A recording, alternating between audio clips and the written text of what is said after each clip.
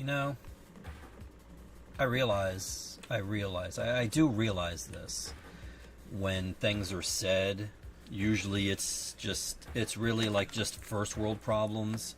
I do get that. 110%. I mean, there are things that are happening in this world that are way worse than anything that I could possibly be going through. But I was getting everything set up immediately before it died down at the store, and about quarter of 7. So I figured at least maybe 22 minutes would be enough to get everything organized.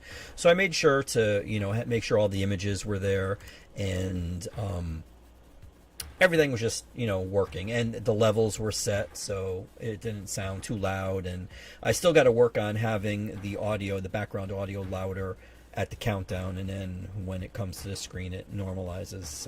I got to figure that out, but I had everything ready.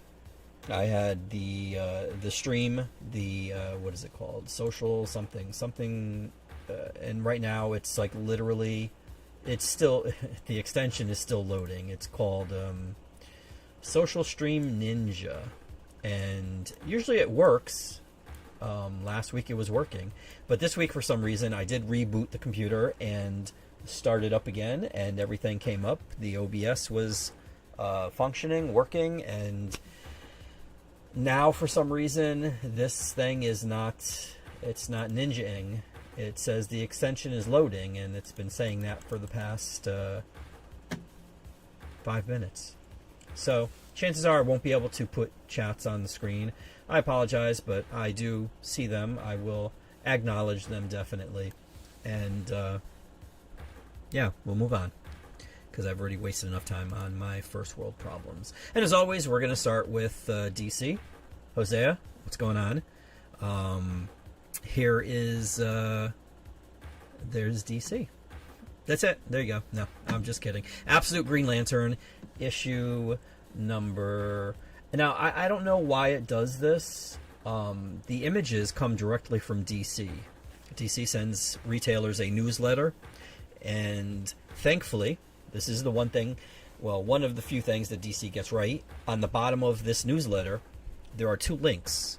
The links bring you to a Dropbox kind of thing for Warner Brothers, and they have the images, the cover images. There's 2 links. One of them is for the new releases that are coming out tomorrow, and the other one is for the images that are on this week's FOC. In case you don't know what FOC is the final order cutoff. It's the last time we could either increase or decrease our orders. So when I click on it, it lets me download all the images that are coming out, and then I get the ones that I'm actually getting at my store, as opposed to showing you guys everything, because there's there's a 1 in 50 and a 1 in 100 and all that stuff, and I don't mess with that, except for the Deadpool and Batman. I will be getting. I did order 100 copies of that, but for some reason I don't know why the way they've titled the file names, it doesn't put them in order. But yet again, as I said, another first world problem. So this is Absolute Green Lantern number 5 right there, and I have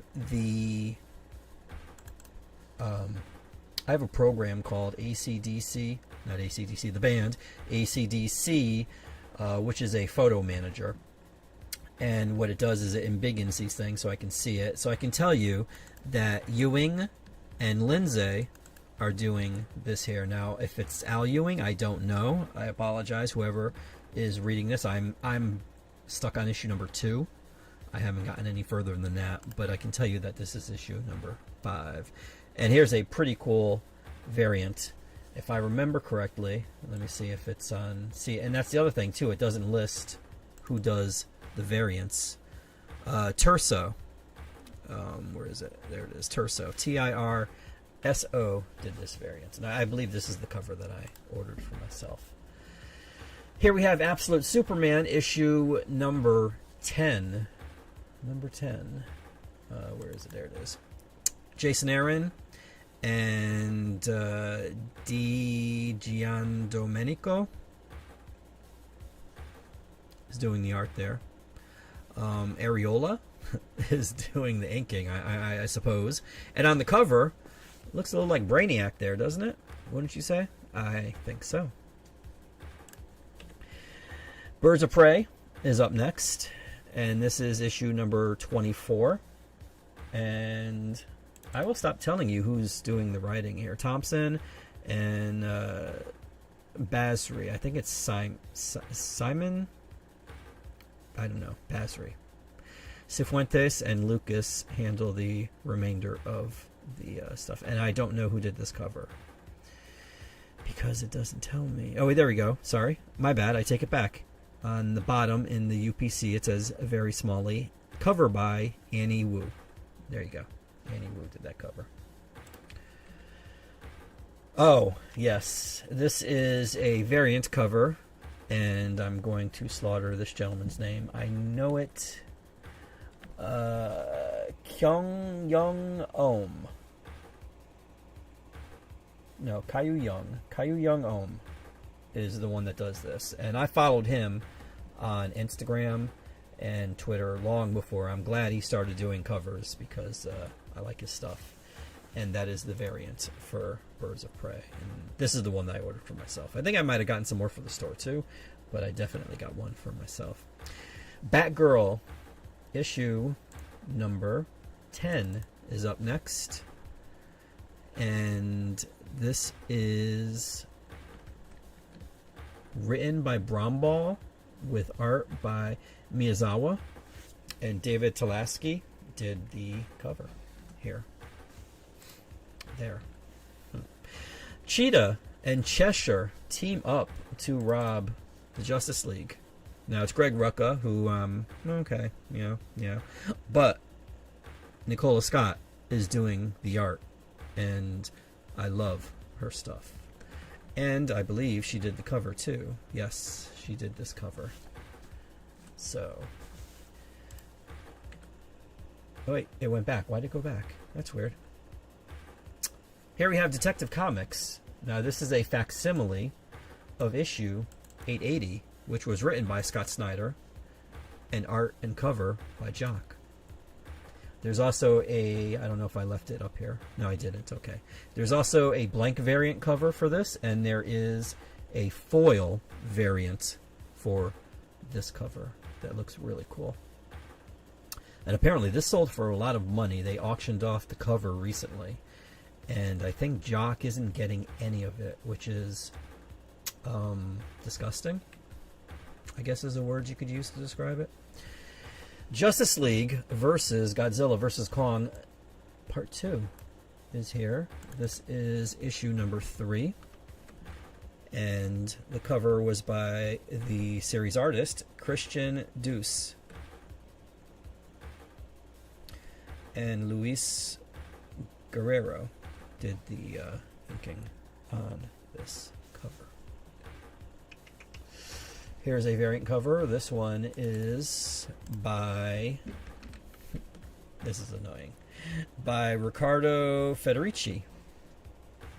And then there's another cover. Let me see if it went to it. No, it didn't go to it. In fact, it went back. That's why it's doing it. Okay. I think this is Alan Qua, if I remember correctly. It looks like it. Yes, Alan Qua. Okay. Next up, JSA, issue number 10. Jeff Lemire, however you say it, and De La Torre doing the art. Doing the cover is, why is this not, it's doing that, there we go. Leonardo Romero. Poison Ivy is here. Poison Ivy is this. And this is issue number 35. G. Willow Wilson, I believe, is doing the writing, and Takara Marcio, if I remember correctly, is doing the art. Cover by Jessica Fong. And last, but not least, for DC, Teen Titans Go, number 6. Now, I don't know if this is a miniseries or not. Hopefully it's not. This could be an ongoing. This should be an ongoing. And on the cover here, you see, I'm assuming, Bumblebee. Oh, wait, no, because that's Robin And that is probably Speedy, maybe? Fighting over the winningest winner who ever won trophy. There's a lot of people that need that with their fragile egos this day and age. Megan Huang did the cover here. Torres and Huang also handles the art duties in that, on that. And moving on to the MCU. Hold on. Jose, I would like to know, have you seen an uptick in DC Comics being sold since Superman came out? Not just since Superman came out, Hosea. Since the All-In initiative with the Absolute stuff. Since that, they seem a lot more focused. And that's a good thing. And the books are better, markedly better. In fact, I discussed this on another stream, I'm sure. But I think the talent that DC has is better than what Marvel has currently, just by a smidge. But like some of the variant covers I showed you, they are leagues above what what Marvel's been doing. But over in the MCU, whoops, I just got rid of the. There we go, the chat. There we go. Okay, so you know what? Actually, let me do the Marvel stuff here. Marvel images. Oops. I have so many folders here, it's ridiculous. I mean, that's not even talking about, oh, that's right, my dumbass. Okay, so what I did was, again, first world issues. What I described for DC doing, where they have the links on the bottom of the page of the email that they send out, Marvel does not do that.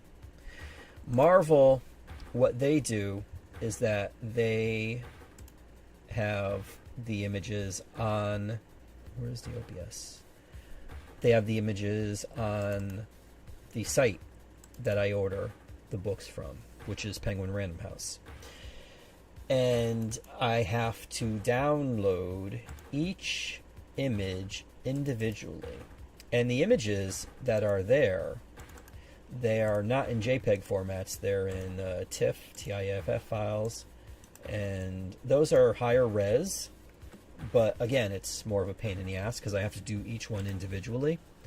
And since I do get a lot of the variant covers for Marvel, there's a lot more to download. And it's a pain in the ass. So what my dumbass did last night was, you have to, well, you don't have to, I do, but I convert it from the file format of TIFF to JPEGs, and then I shrink those so they'll fit into OBS. And what I did was, usually I save the main TIFF files initially as the main files, and then I just, copy and then shrink them and then do what I do to them. My dumbass did it to the main file, so I don't have the main files again, and there are literally 49 of these files, and I am not going back to re-download all of these again and right-click save as. It's a pain in the ass, so this might be difficult to read. And not only that, but they don't have, like, if you're looking at this all-new Venom cover here for issue number 9, you can see that Al Ewing's name is not on here. So if I remember who's writing it, I will tell you, and who's doing the art, but yeah.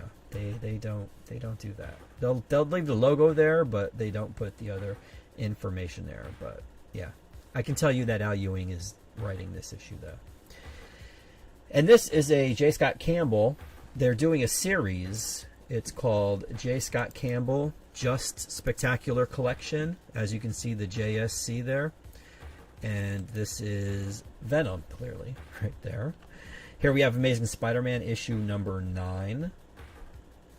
Unfortunately, Pete got his ass handed to him last issue, and this picks up there.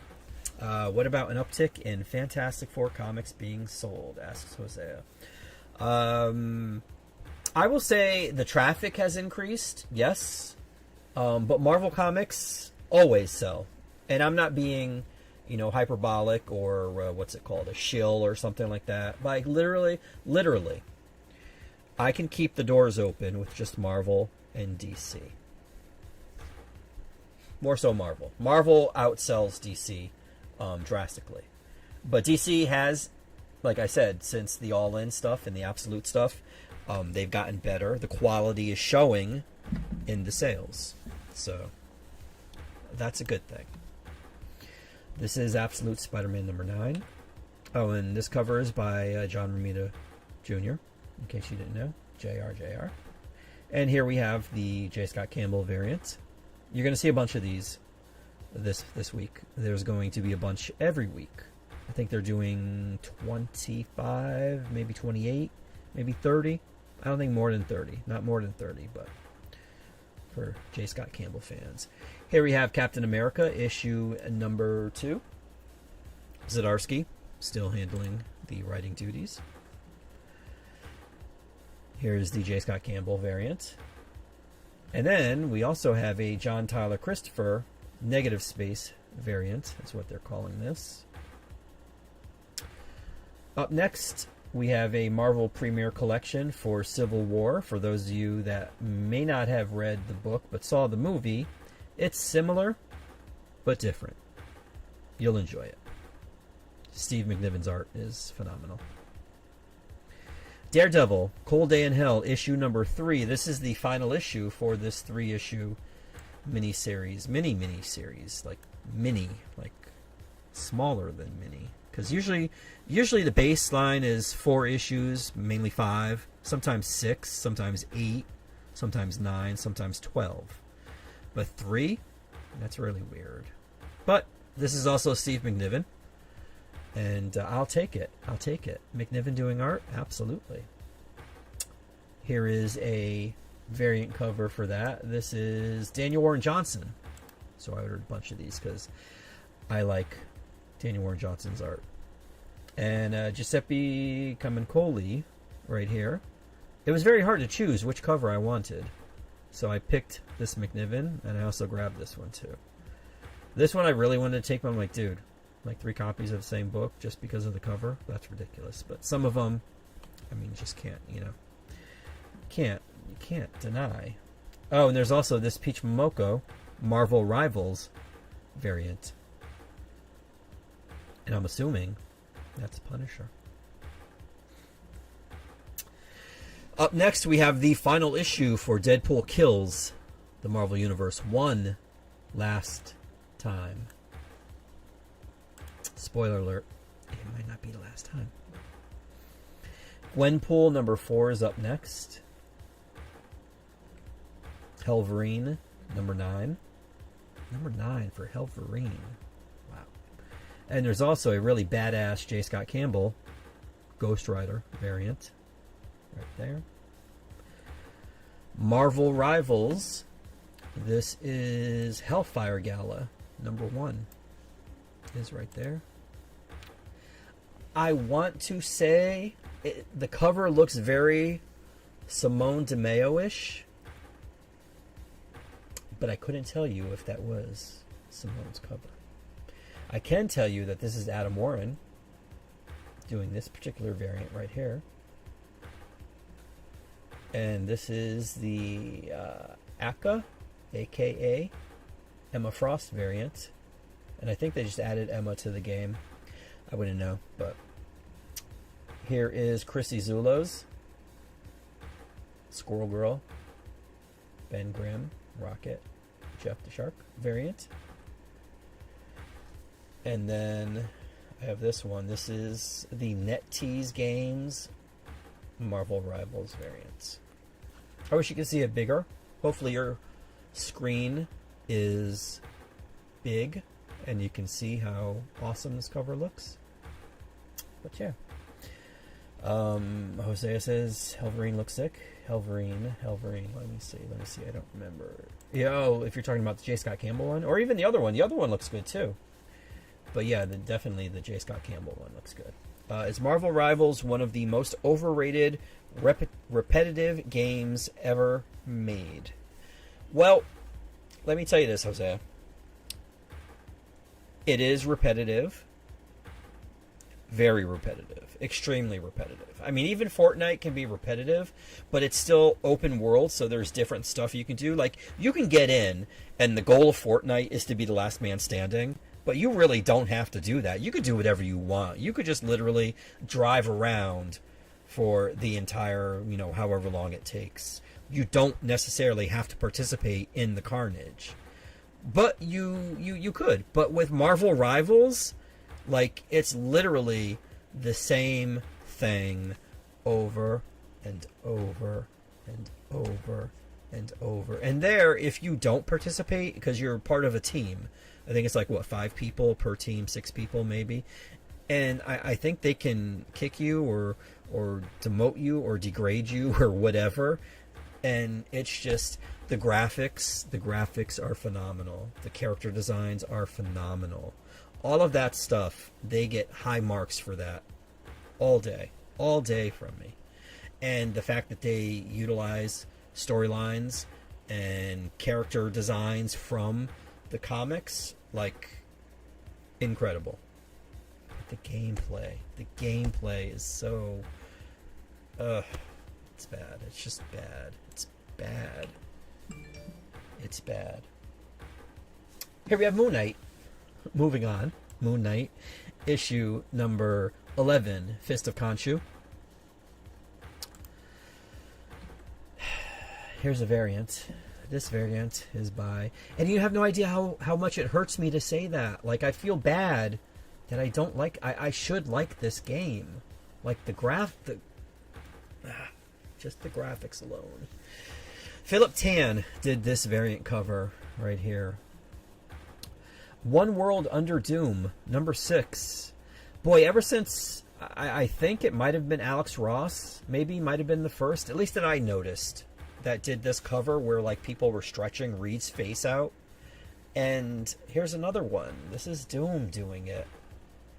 And the art in here, the art in this issue, for this issue, looks really, really good. Really good. I can't tell you what the story is. I mean, it's Doom. Doom's taking over. That's all you need to know. Did I see that Japanese Marvel game shown a few weeks ago? Yes, I had another, a friend, not a customer, friend. Oh, we buy stuff too, so customer, friend customer, he showed me what I had seen, the trailer for it, or the video, whatever it was. And yes, I will be playing that. Here is the J. Scott Campbell variant for it, right there. This looks good too. I like this. I like this a lot.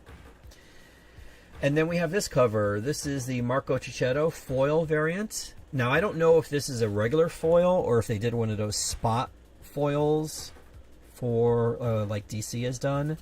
But this looks cool in person, I have to say. All the like the lightning, whatever that is foil. Like, Marvel's been kicking up their foil game. Definitely. It's not the way it was like in the 90s and stuff. It's better. It's better.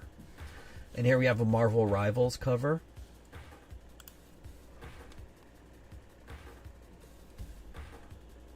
And I think this might be the last variant. This is by Pablo Villalobos. Yes, this is the last variant. Right there. I do like his stuff. Red Hulk, number 7, is up next. I don't know. Oh, I forgot to put the B. See, as with DC, well, this is me because I have to cut and paste the file names. Because otherwise, when I download the files, the TIFF files from Penguin Random House, they're literally, it's just letters and numbers. That's it. So what I do is I cut and paste the name of the book. So, but what it does is, for instance, here, this is cover A. All it says is Red Hulk number 7. Now, for some reason, OBS, and I also think Windows Explorer, does this, which it says Red Hulk number 7, Paulo Siqueira variant. And this is first, for some reason. I don't know why. Before this, even though this has less than this. But, so what I usually do is in front of, or rather at the end of the number of the book, I put B or C or D or whatever, depending on, what it is. But, so this is the variant, and then this is the A cover. Am I a fan of Grey Hulk and Mr. Fix-It? Depends on who's writing and drawing it. When they did Mr. Fix-It, that was Peter David. Peter David is GOAT tier status as far as the Hulk is concerned.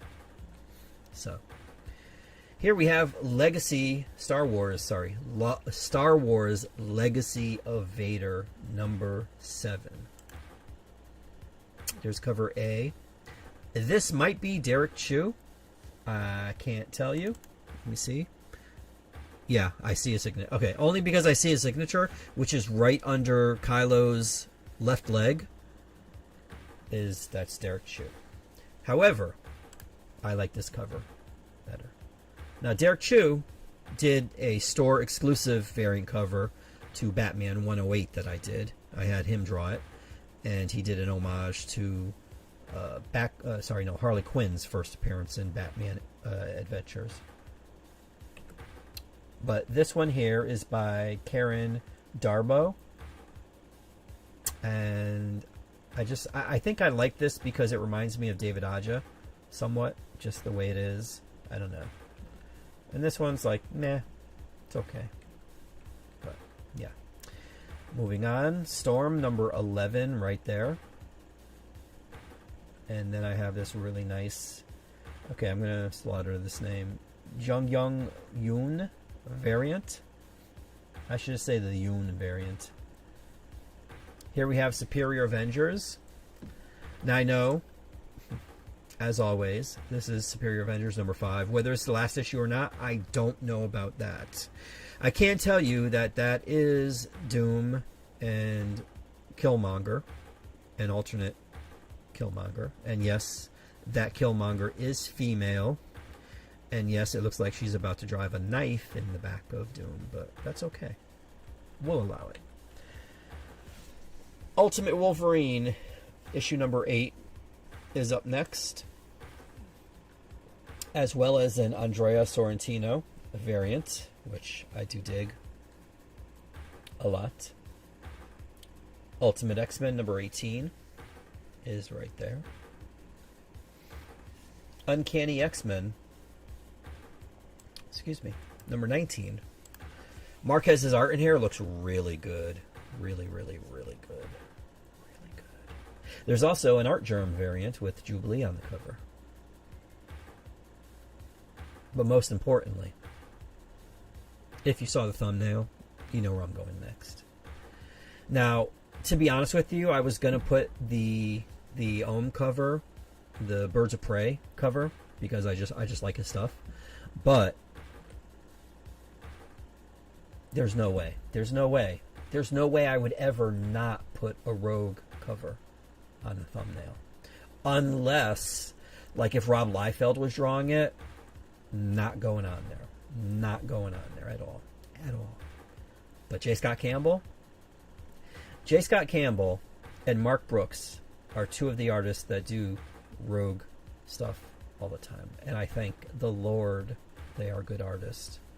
Because if it was someone like Rob Liefeld drawing her, that would hurt me. That would hurt my soul deep down inside. But thankfully, we have J. Scott Campbell doing it here. The only thing that sucks is that there was a Virgin variant, which is what I used on the thumbnail. Unfortunately, it was a 1 in 100, and I'm not ordering 100 copies of Uncanny X-Men #19. Sorry, not doing it. So, I have this one. And that's okay. Here we have Wolverine, issue #1. Now it says Wolverine by Chris Claremont is what they have as the listing, the title. So, I can tell you Chris Claremont did do the art. I mean the art, the writing. I don't know how Chris would be as an artist. And Yoon did the variant here, which I do like. I do like that. I like this one too. This is Frank Miller-esque.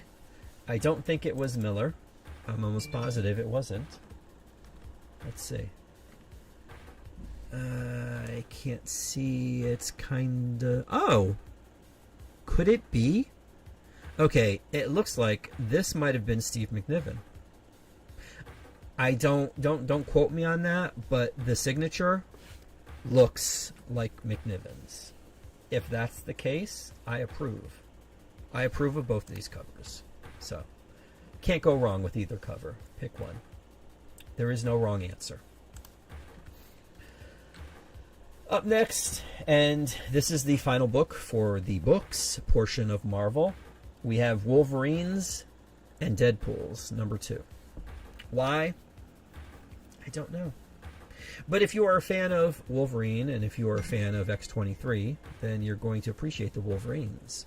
And if you like Deadpool, or his daughter, his actual flesh and blood daughter, not a clone, actual.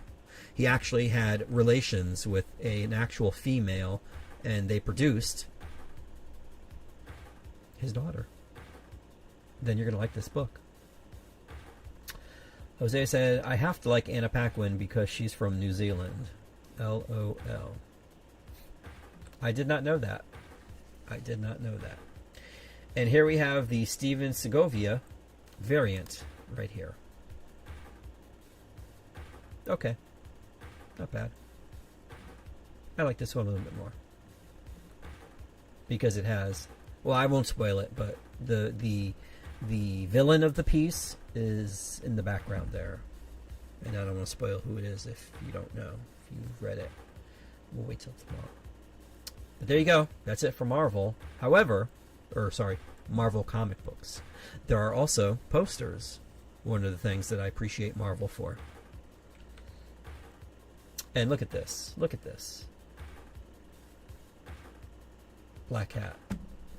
Adam Hughes. There.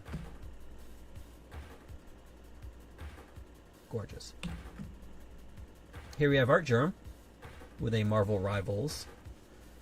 Actually, I don't think it's Marvel Rivals. I think this is Jeff the Landshark. I mean, it is Jeff the Landshark, but I think it was for Jeff's book or Jeff's series that's coming out. But it's Art Germ that did the art on here. Now, this one, unfortunately, I didn't order as many of these as I probably should have. Because, see, we have to look like, well, I have to look at the images before I order them. I'm not going to order something that looks like, it looks terrible. Or, looks like ass. Like any Rob Liefeld cover. I don't want to do that. But this looks way. I mean, it looks good. Don't get me wrong, but it looks way better in 24 by 36 dimensions. Okay, and this, I believe, is Ed McGuinness. Yes, it is. It is. Now on a cover, like far away, because the way I'm seeing it now on the screen, it's very cluttered. It's very chaotic. But on a huge ass piece of paper, dude, yeah, this would look good on your wall. And lastly, we have Predator Kills the Marvel Universe, number 1. This book isn't out yet, and to be honest with you, I don't know. I can't recall whether the logo or that trade dress on there is on there, and I hope it's not, because the image would look good without all of that nonsense. Maybe you can keep the Predator thing, and the same thing with this. I don't remember if the logo is on here or not. I would hope not, but I don't know. But I know that it definitely shouldn't be on here for this, but yeah. There you go. And that is it for Marvel this week. Hosea says, is there more Monster High comics, Mike? LOL. You know what? I think they're making some specially for Paul, where the Monster High gang visits Australia, and almost everything in Australia attempts to kill them. So, good times, good times. Predator Kills the Marvel Universe. Hell yeah, love these crossovers. Let me tell you, the Aliens versus Avengers crossover was excellent. Jonathan Hickman. and the Predator versus Spider-Man one was good. The Wolverine one and the Black Panther ones were like, maybe it's because I like Spider-Man more than I like both those characters. I don't know. The Predator versus Black Panther one made sense because it was in Wakanda. But then again, they were going for like the Predator 2 vibe, in the city when it was Predator versus Spider-Man. But yeah, I agree. They were good. Keep them coming. As for independents, I got a couple here. Let me see. No, actually, I got two. Ghostbusters, Dead Man's Chest, number 3. And then Godzilla Escapes the Dead Zone. Godzilla Escape the Dead Zone. This is cover A. Oh, it's number 1, by the way. And this is cover B. Now, mind you, this is... See, up in the forefront here, that's not Godzilla. Godzilla's in the back there, okay? Don't think they shrunk him down or whatever, or they made him look like one of those little raptors or something. That's not the case. It's not the case. And this is B. And that, my friends, is it. That's what's coming out this week. And, yeah, that's all I got for you. So, those of you that have stuck around this long, thank you for doing it. I apologize. Last week seemed to be a fluke. Everything was functioning. I did try to do it this week. I don't know exactly what the issue was. Like, it literally... I was ready to go at 7:07. Let me tell you. I was ready to go, and then I hit start broadcast. And once I did that, I got the circle. It just kept... It just hung there, and it was just circling. And I'm like... Jesus Christ. So I had to reboot the computer. I tried using the task manager to, end the task, and it wouldn't do that. So I'm like, screw it. I'll just reboot the computer. And I did that, and we are where we are now. And for some reason, let me see, is it? Yeah, it still says extension loading. I don't know why. I don't know why. But what are you going to do? Hey, we've had a pretty good... How long is it? How long has it been? I can't see. There's nothing here telling me what time it is. 40 minutes? Oh, there you go. Yeah, it's been about 40 minutes. So we've had a good 40 minutes, right? We've laughed. We cried. There you go. So, that is it. I'm getting out of here. I got a Yankee game to watch and tacos to make. So, thank you for watching. If you want to get in touch with me, if you are local, then feel free to let me know what books you want me put aside for you. I will do that for you. I will hold them tomorrow. Direct.me/RoComics. Pick your social media. Whatever your deplorable social media that you participate in is. It is there, I'm sure. There isn't many that I'm not on. But you can get in contact with me through that. Or you can use that big button on the top to call me tomorrow at the store, and I will be happy to put books aside for you. If you happen to not be local, you can still get some of these books. In fact, I just sent a package out to New Jersey, and I have no problem sending books anywhere. I think the furthest I've sent books, maybe, I'm trying to think if Japan is further than Australia. But Australia, I kind of cheated because it wasn't... Well, actually, no, I did send a package to Paul in Australia one time, but the shipping was outrageous. But then again, he did order like a ton of stuff, so that was probably the main issue there. But I will send it anywhere. I will ship it anywhere. So, use that. Let's see. Hosea said, thank you, Mike. You're welcome, Hosea. And anybody else that is thankful. Have a great week. You too, my friend. Just quickly, which NBA team do you follow? NBA, there's only one sports team that I follow, and that's the New York Yankees. I don't mess with anything else. I mean, I can tell you, proximity-wise, like there's always the Knicks, the Nets, the Giants, the Jets, if I need a laugh. And even the Mets, to be honest with you. I mean, yes, the Yankees, but the Mets are the National League. But, you know, if it comes down to, I mean, it's always the Yankees. It's always the Yankees. We always, yeah, we decided that in 2000 with the Subway Series. But, Andrea, what's up? What is up, my friend? How have you been? But yeah, proximity-wise, I mean, for that stuff. But I wouldn't sit there and watch a football game or a basketball game or hockey or even, you know, no, not at all. Although I did like there was a year where the New York Giants played the Patriots. And I remember that being the greatest football game I ever didn't watch but paid a lot of attention to because they beat them. They beat them. And the thing that made it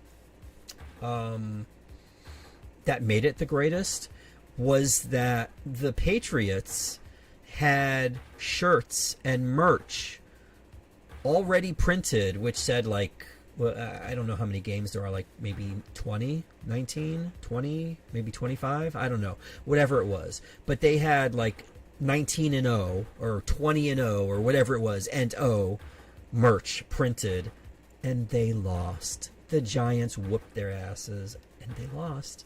And they lost. The sad thing, though, is that that merch probably ended up in a landfill in the Philippines or something like that. So that's not good.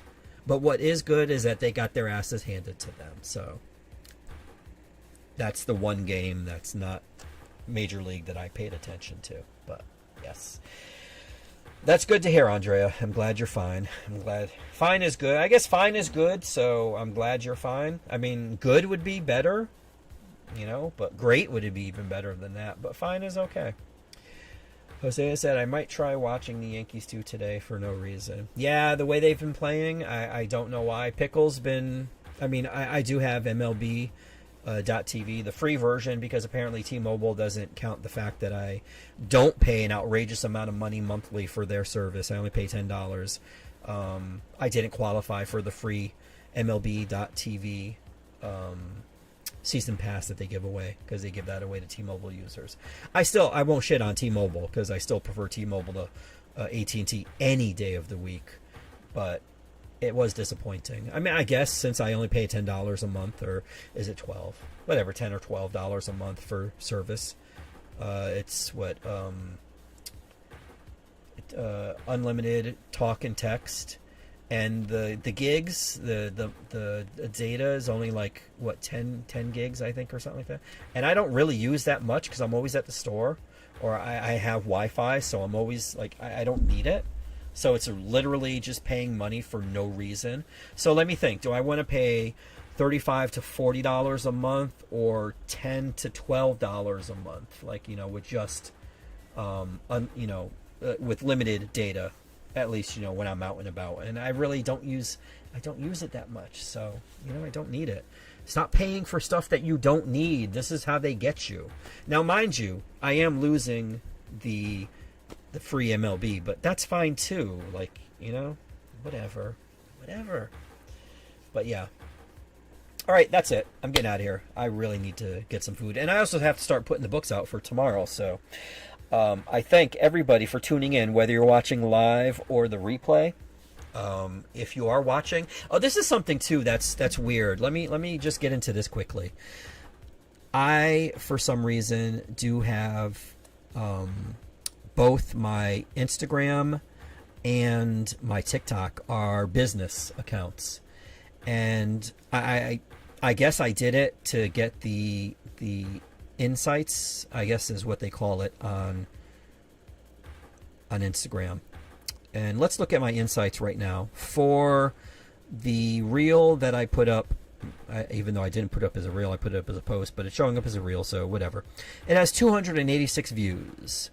286 views. Now, out of those 286 views, 98.2% of those views are non-followers. 1.8% are the ones that follow me. Now, it's weird, and this isn't just for this particular reel. This is like common. Like the majority of the people, and I hear people, like there's some people that I watch on YouTube who say that when they do a search, like, there's people that don't follow that are viewers. Like, for instance, Marvel did a little Spider-Man thingy, like very, very little. It was like only 8 seconds or 9 seconds or whatever. And I'm like, screw it. I'll post it. Because it showed that the texture of the Spider-Man costume was going to be like that basketball type texture. And I wasn't really a fan of that. I did like the way the suit looked at the end of No Way Home. But for the views, I have 481 views for that particular video. And 88.5% of them are non-followers. 11.5 were followers, which is really weird. So I guess that's my long-winded way of saying, if you are watching this, if you are consuming this wherever it might be broadcast and you aren't following, maybe follow. Maybe. If you like it. If you are a repeat customer. Like, I mean, if this isn't your first stream that you've watched, like, I guess, I don't know how ultimately it would help. I mean, at least on YouTube, which is the main place that I do it, I can get monetized for this nonsense. And maybe when I do my Fortnite streams, which is what Andrea asked, how is the Fortnite streaming? I don't really Fortnite stream as much as I used to, Andrea. But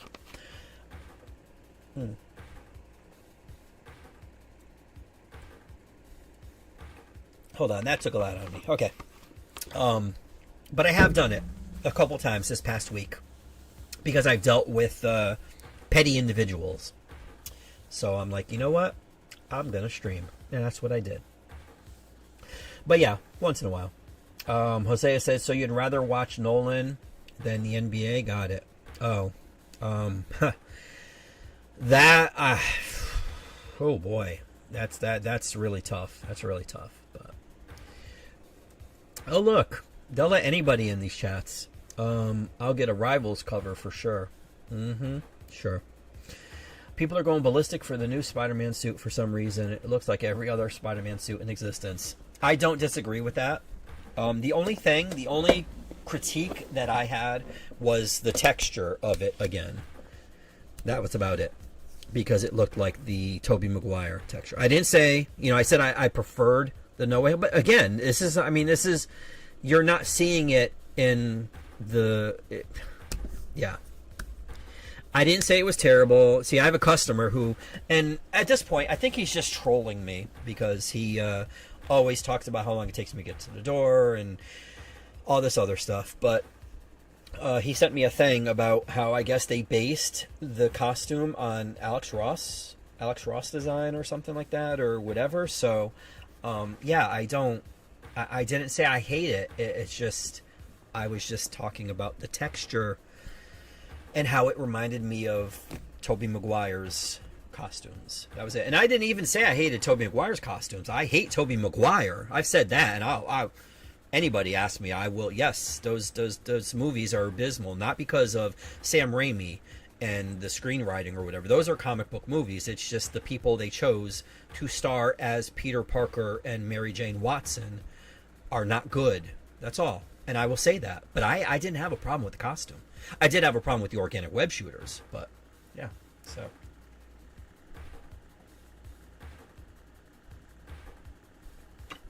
And it's weird. Usually I have an energy drink. What is it? Sambova, I think it is. I think is the brand. And I don't. And I don't have one this week, and it feels weird. So I have my iced tea, and yeah, weird. So let's see. Oh, and then the low IQ individual said Marvel Rivals, and Andrea said, "Really, Hosea?" People love it, Andrea. Oh, they love it. I thought you said they didn't like it. I do like most of these covers for new comics. Yes, and Andrea, the art inside is good too in some of these comics too.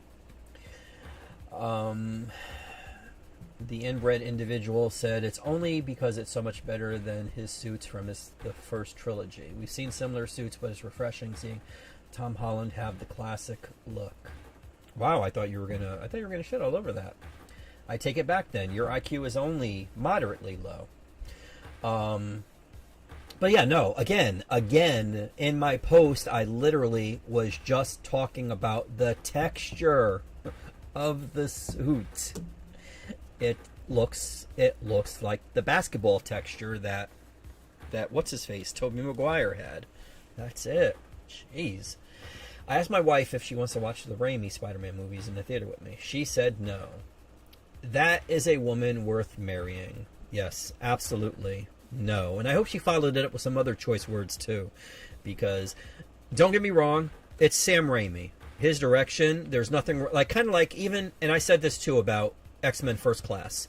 That movie is horrendous. It's abysmal. Like, I'm going to leave the Darwin stuff out of it, but, like, Kevin Bacon portraying Sebastian Shaw as Austin Powers is abysmal. There's so much that's wrong with that movie. However, the direction is not one of them. So I can separate that from the trash.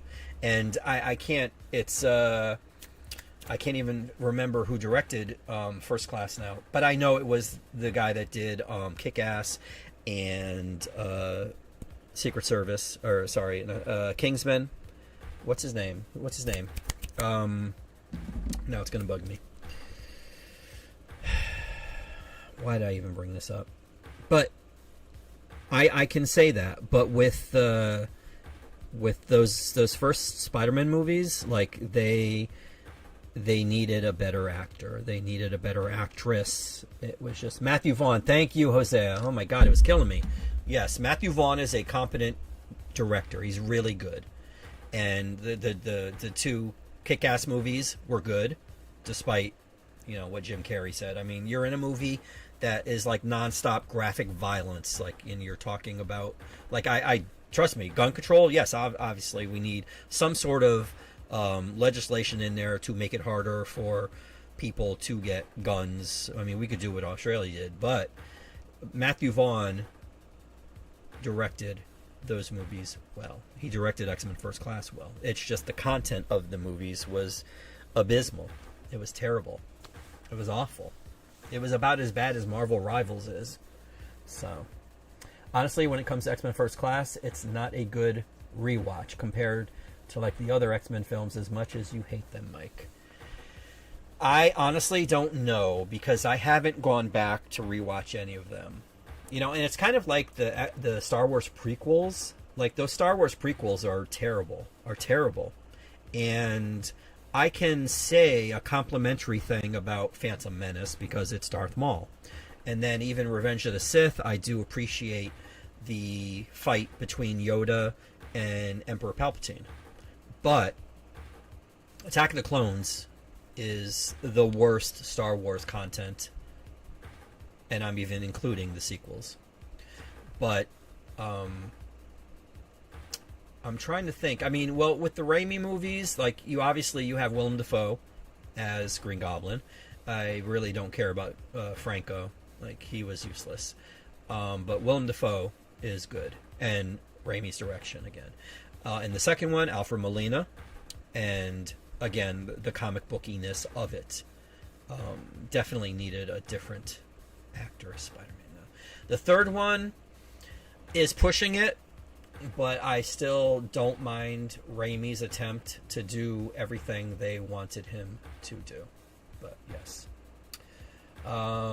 Let's see. Where is... Oh, the inbred low IQ individual says, Mike doesn't like Marvel Rivals, therefore he does not support the Marvel brand, and he is consciously hurting his own business. Long story short, Mike is anti-comic book and self-sabotaging. Yes, I hate comics.